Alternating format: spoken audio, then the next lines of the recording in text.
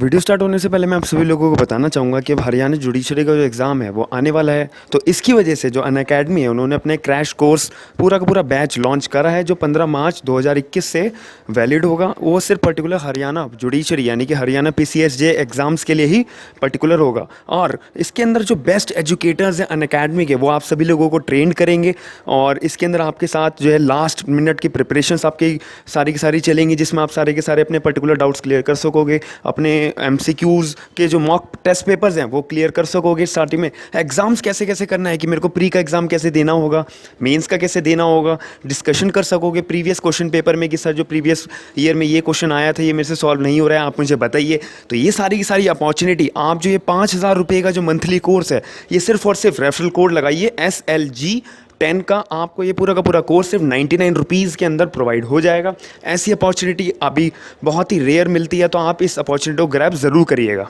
जो लोग law students हैं, जो लोग लॉ ग्रेजुएट्स हैं या फिर जो एडवोकेट्स हैं जिन्होंने अभी नया नया कोड अपना जाना चालू करा है, उन सभी लोगों के लिए बहुत अच्छी वीडियो रहेगी, बहुत इफेक्टिव वीडियो रहेगी। बहुत सारे लोगों ने कमेंट्स करा था कि हमारे को जो है मेरे को जो है वीडियो बनानी चाहिए, एक जो हमारे को कॉमन एक्सपीरियंस मिले, एक्सपीरियंस के तौर पर हमारे को बातें जानने को मिले कि कोड का प्रोसीजर क्या होता है, क्या क्या चीजें हमारे को ध्यान में रखने की होती है। आज मैं इस वीडियो के अंदर सबसे ज्यादा बेस्ट नॉलेज दूंगा उन सभी लोगों के लिए जिन्होंने भी अपना नया नया कोड जाना चालू करा है, या फिर कोई एक आम आदमी भी देख रहा है, वो अपने आप को कैसा अपने एक अधिकार वो जान सकता है, पहचान सकता है कि मेरे पास ये भी अधिकार होता है। अगर मेरे साथ कोई फ्रॉड हो रहा हो, मेरा एडवोकेट अगर अच्छा काम नहीं कर रहा हो, अगर मैं अपने एडवोकेट के काम करने के तरीके से बिल्कुल भी नाखुश हूं, ये अगर बातें आपके मन में आ रही है, तो आप अपना लॉयर जो है केस के दौरान कैसे चेंज कर सकते हो। बहुत ही सिंपल मेथड होता है, लेकिन बहुत लोगों को कंफ्यूज करते हैं लोग कि ऐसे नहीं, आपको ये डॉक्यूमेंट लगेगा, ऐसे डॉक्यूमेंट आपको सबमिट नहीं करना है, आपको ये पैसे इतने चार्ज लगेगा, आपको ये स्टैम्प पेपर लगाना पड़ेगा। बिल्कुल गलत बातें होती हैं। आपको मैं बिल्कुल सिंपल तौर पे सीधी सादी बातें, सारी की सारी बातें डिस्क्लोज करूंगा। मेरा नाम है आयुष, आप देख रहे हैं स्मार्ट एंड लीगल गाइडेंस। सबसे पहली बात आती है कि हाउ टू चेंज लॉयर, मतलब केस के बीच में आप अपना लॉयर कैसे बदल सकते हो। आपने किसी एक लॉयर को हायर करा है, उस लॉयर को, उस एडवोकेट का आपका जो काम करने का तरीका है वो आपको नहीं पसंद आ रहा, आपका जो एडवोकेट है आपके पर्टिकुलर केस के ऊपर बिल्कुल भी ध्यान नहीं दे रहा है, बस एक इररेलेवेंट तरीके से काम कर रहा है, तो उस केस के अंदर आपको अपना केस जीतना है, अपने केस में महत्व ज्यादा देना है, तो आप अपना लॉयर चेंज करने का पूरा मन बना चुके हो। आपको पता है मेरा इतना खर्चा लगेगा, नए लॉयर की फीस भी देनी पड़ेगी, तो अगर आपको प्रोसीजर पता है तो आपको बहुत ही ज्यादा टाइम आपका बच जाएगा। जहां आप केस हारने वाले होंगे, बिल्कुल एक सीढ़ी चढ़ते ही आपका केस जीत सकोगे। तो सबसे पहली बात आती है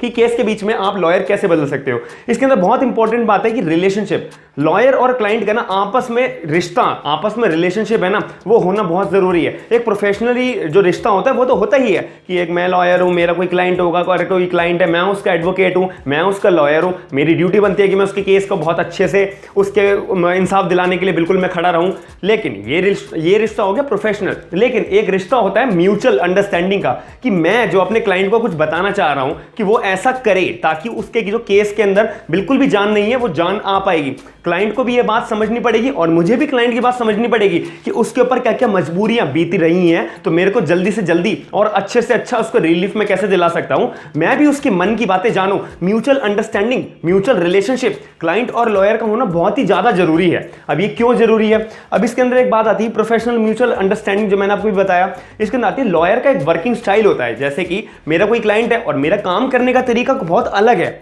और मेरे को लगता है कि भाई मेरा क्लाइंट जो है, मेरा जो क्लाइंट है उसको मेरे काम करने का तरीका नहीं पसंद आ रहा है, फिर भी मैं म्यूचुअल अंडरस्टैंडिंग ना समझते हुए मैं अपनी मनमर्जी कर रहा हूं। मेरे को पता है ये डॉक्यूमेंट लगेगा, लेकिन मैं वो डॉक्यूमेंट नहीं लगा रहा। क्लाइंट को लग रहा है कि मेरा एडवोकेट जो है बहुत गलत कर रहा है, मेरे साथ अच्छा केस मेरा डील नहीं कर रहा है, मेरे को रिलीफ जो है टाइम पर नहीं मिल पाएगा। अब ऐसे केस के अंदर हमारे बीच में म्यूचुअल जो अंडरस्टैंडिंग का, रिलेशनशिप का जो गैप होना नहीं चाहिए, वो आ जाएगा, क्योंकि मेरा जो स्टाइल है वो मेरे क्लाइंट को पसंद नहीं आ रहा है। तो ऐसे केस के अंदर अब जो मेरा क्लाइंट है वो तो नाखुश हो गया, अब उसको जो है अपना एडवोकेट चेंज करना पड़ेगा कि यार मेरा जो एडवोकेट है वो तो बिल्कुल भी केस नहीं लड़ रहा है, तो हियरिंग पे आता नहीं है, डॉक्यूमेंट जो सबमिट करने होते हैं वो डॉक्यूमेंट लाता नहीं है, और दूसरी हियरिंग के लिए वो प्ली लगाता है कि मेरे को दूसरी हियरिंग दे दीजिए। तो ऐसे करते करते मेरा तो केस बहुत लंबा खिंच जाएगा। तो इस केस के अंदर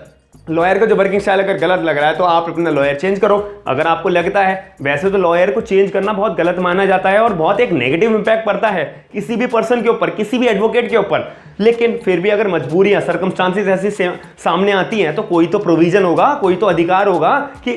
एक बंदे के पास, एक क्लाइंट के पास कुछ तो एक अधिकार मिलना चाहिए कि अगर उसका एडवोकेट उसके साथ गलत कर रहा है तो वो क्या करे। अब इस केस के अंदर ओल्ड लॉयर यानी कि जो पुराना लॉयर है उसकी फीस और जो नया एडवोकेट नया लॉयर आप हायर करोगे उसकी फीस इज इक्वल टू क्या हुआ, फाइनेंशियल बर्डन, फाइनेंशियली प्रेशर में आ जाओगे। तो हर एक क्लाइंट को अगर किसी का भी मन बनता है कि एडवोकेट मेरे को नया हायर करना है, नया चेंज करना है, तो भाई उसके मन में एक बात तो ध्यान में रखनी पड़ेगी कि उनके ऊपर फाइनेंशियल बर्डन आएगा। क्यों? अभी तक जितना केस चला है और जो पुराना एडवोकेट है आपका जो पुराना एडवोकेट है वो सारी की सारे आपके केस के अंदर जानता है कि ये पॉइंट के अंदर मेरे को अब अगला कदम ये लेना है, इस कदम के ऊपर मेरे को ये डॉक्यूमेंट सबमिट कराना ही कराना है। लेकिन अब जब आपने एडवोकेट चेंज कर रहे हो तो उसकी फीस तो लगेगी ना। ओल्ड एडवोकेट की आप अगर पूरी फीस पे कर चुके हो और जितनी बैलेंस है वो आपको पूरी फिनिश करनी पड़ेगी, पूरी पे करनी पड़ेगी। अब जब आप नया लॉयर ला रहे हो तो उसके अंदर प्रॉब्लम क्या क्या आएंगी, एक तो आपको पूरी फीस नए लॉयर को देनी पड़ेगी, दूसरी बात आपका जो नया लॉयर होगा वो कितनी जल्दी ग्रैब कर पाएगा नहीं कर पाएगा, आपके केस को कौन से कदम पर मेरे को एप्लीकेशन ये वाली जमा करानी है, कौन से केस के अंदर मैं ये आर्गुमेंट करके अपने क्लाइंट को रिलीफ दिला पाऊंगा। अब इसके अंदर ये रिस्क की बात होगी कि आपका नया एडवोकेट जब आप हायर कर रहे हो तो वो जो आपके केस के अंदर बीच में चलते हुए केस के अंदर कब तक बातें कौन सी पकड़ पाएगा नहीं पकड़ पाएगा, ये बहुत रिस्क होगा। दूसरा फाइनेंशियली बर्डन आएगा कि आपको ओल्ड एडवोकेट की भी फीस पे करनी है, नए एडवोकेट की भी फीस पे करनी है। तो अगर ये बात आप बियर कर सकते हो, ये मन में आपने ठान लिया कि भाई मेरे को ये बात जमेगी या नहीं जमेगी, तो ये आपके ऊपर लायबिलिटी आती है। दूसरी बात इसके अंदर आती है कि मेक अंडरस्टैंडिंग, मतलब कि अगर आप अपने पुराने वाले एडवोकेट के साथ ही, पुराने वाले लॉयर के साथ ही समझौता कर लेते हो, एक दूसरे से बातचीत अच्छी कर लेते हो, अंडरस्टैंडिंग आपस में बना लेते हो कि क्लाइंट जो है डायरेक्टली क्लियर तौर पे अपने एडवोकेट को बोले कि सर मेरे को जो आपके काम करने का तरीका है ना वो बहुत बेकार लग रहा है, बहुत अच्छा नहीं लग रहा, मेरे को जो है मुनाफा बिल्कुल भी नहीं हो रहा, जो मैं रिलीफ चाहता हूं वो मेरे को नहीं मिल पा रही है, मेरा केस जो है गलत डायरेक्शन में जा रहा है, ऐसा मुझे लगता है। तो आप कृपया करके अपनी जो है काम करने का स्टाइल जो है वो थोड़ा सा चेंज करिए। अगर क्लाइंट डायरेक्ट बोलेगा तो एडवोकेट भी उसकी बात समझेगा कि हाँ ये बिल्कुल जेन्युइन बोल रहा है, मेरी वजह से जो है मेरे क्लाइंट को अगर दिक्कत हो रही है। तो ऐसे केस के अंदर जितनी आसान से आसान तरीके से आपके और क्लाइंट और लॉयर के बीच में समझौता हो सकता है तो ये तो बात इतनी मेजर आएगी नहीं कि अपना लॉयर चेंज करना पड़े, क्लाइंट के ऊपर भी बर्डन आएगा ही नहीं और एडवोकेट का नाम खराब होगा ही नहीं कि भाई मेरा ऐसा मैं इतना गंदा केस लड़ रहा हूं कि मेरे को चेंज करना पड़ा। ये तो एडवोकेट के ऊपर भी गलत बात है, दूसरी क्लाइंट के ऊपर भी गलत बात है कि क्लाइंट के ऊपर फाइनेंशियल बर्डन भी है, नया एडवोकेट आएगा, रिस्क भी है। तो इसके अंदर दोनों के ऊपर गलत तो इंपैक्ट आएगा ही आएगा। तो इससे सिंपल बात क्या है कि क्लाइंट और एडवोकेट दोनों आपस में मिलकर जो है जितना जल्दी से जल्दी आसान तरीके से अगर अपना समझौता कर लेते हैं तो बात इतनी आगे बढ़ेगी नहीं। लेकिन फिर भी हालात इतने बिगड़ चुके हैं कि एडवोकेट को तो चेंज करना ही पड़ेगा भाई, इसके बिना काम ही नहीं चलेगा।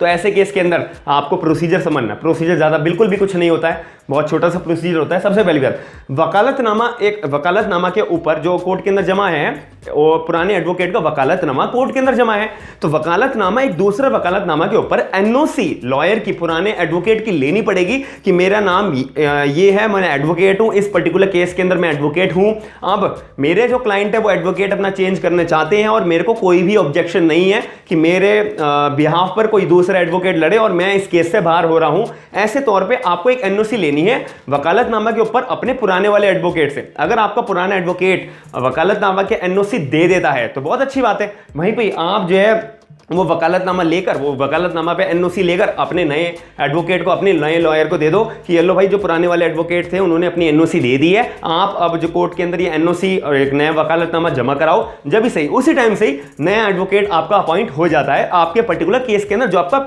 अभी कॉन्टिन्यूइंग में है, ट्रायल कोर्ट के अंदर है और आपका जब केस चल रहा है उसी टाइम पे आप आपका नया एडवोकेट हायर कर सकते हैं। पहली बात तो ये सिंपल, लेकिन इतनी सिंपल आसान बात नहीं होती है। अब इसके अंदर बात आती है कि भाई अगर आपका एडवोकेट जो है एनओसी के ऊपर वकालतनामा पे एनओसी देने से मना कर दे कि नहीं भाई मैं नहीं दे रहा, मैं नहीं चाहता मेरा क्लाइंट मेरे हाथों से जाए, मैं नहीं चाहता कि मेरे बिहाफ पे कोई नया एडवोकेट आए और मेरा नाम खराब हो, ऐसे केस के अंदर यही डिस्प्यूट 90% केसेस के अंदर आता ही आता है कि कोई भी एडवोकेट अपने क्लाइंट को क्यों जाने देगा और नया एडवोकेट क्यों लाने देगा और अपना नाम क्यों गिरवाने देगा। अब ऐसे केस के अंदर ये बात आती है और इतनी भयंकर सिचुएशन आ चुकी है, सर्कमस्टांसेस आ चुकी है, क्लाइंट और एडवोकेट के बीच में समझौता हो ही नहीं सकता और अब एडवोकेट भी अड़ा हुआ है कि नहीं भाई मैं नहीं चेंज करूंगा, मैं वकालतनामा पे एनओसी लिख के नहीं दूंगा। अब ऐसे केस के अंदर क्लाइंट क्या करे, क्लाइंट तो बीच में फंस गया, सबसे ज्यादा प्रॉब्लम जो है उसके केस को भुगतना पड़ रहा है, उसके मैटर को भुगतना पड़ रहा है, बिल्कुल भी उसको रिलीफ नहीं मिल रहा है। अब इस केस के अंदर एक रास्ता होता है, क्लाइंट जो है सीधा कोर्ट के अंदर एक एप्लीकेशन लगाए, letter of termination of advocate,